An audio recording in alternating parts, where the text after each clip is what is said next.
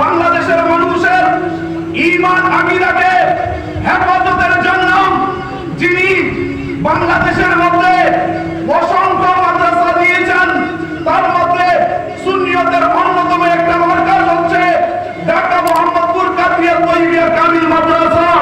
এই তৈয়বিয়া কামিল মাদ্রাসা যিনি উপর দিয়েছেন তিনি হচ্ছেন হুজুর আল্লামা সৈয়দ তৈয়ব শাহ রহমাতুল্লাহ আলাইহি। বলেন না সুবহানাল্লাহ।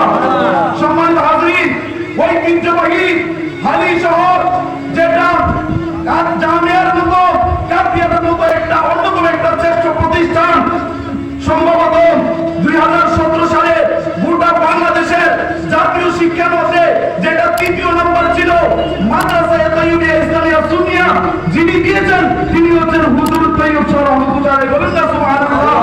গাউসিয়া কমিটি বাংলাদেশ যিনি উপহার দিয়েছেন তিনি হচ্ছেন হুজুর আল্লামা সৈয়দ মুহাম্মদ তৈয়ব শাহ রহমাতুল্লাহ আলাইহি। এই জন্য হাদিসে কুদসির মধ্যে আবার আল্লাহ বলেন, মান আদালি ওয়ালিয়ান ফাকাদ আযাল্লাহু বিল হারবি, যে ব্যক্তি আমার বন্ধুর সাথে দুশমনি করলো সে আমার বন্ধুর সাথে